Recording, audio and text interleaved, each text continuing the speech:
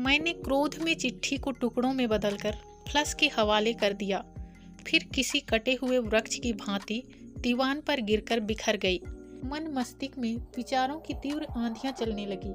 आखिर उन्होंने ये सोच कैसे लिया कि मैं इस कठोर कदम के लिए तैयार हो जाऊंगी? कहीं ये कोई चाल तो नहीं चल रहे हैं? हो सकता है ये इस तरह मुझे चरित्रहीन साबित करके मुझसे अलग होना चाहते हों। उस दिन मैं उन्हें एयरपोर्ट पर सी ऑफ कर वापस अपने फ्लैट पर लौट आई।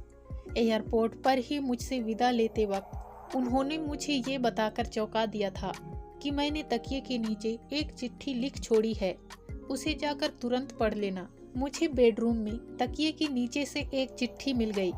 चिट्ठी पढ़कर मेरे मन मस्तिष्क में भूचाल सा आ गया। सारा जिस्म थर थर कांपने लगा।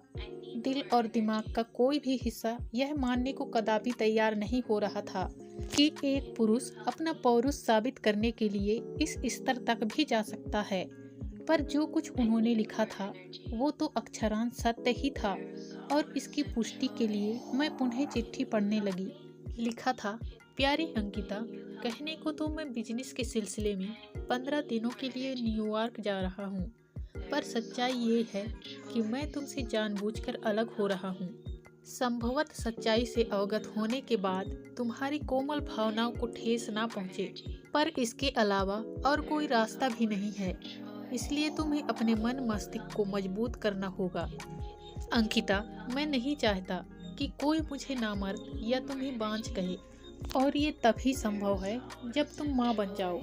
जैसा कि तुम्हारे चेकअप से स्पष्ट हो चुका है कि तुम में कोई कमी नहीं है, तो जाहिर है कि मुझ में ही कमी है।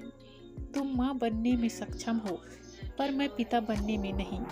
मैंने सुना है कि वंश को आगे बढ़ाने के लिए ऐसी परिस्थितियों में पति के भाई या मित्र का भी सहारा लिया जा सकता है, और इसमें कोई पाप नहीं, क्योंकि हिंदू शास्त्रों में भी शायद इस बात का जिक्र है।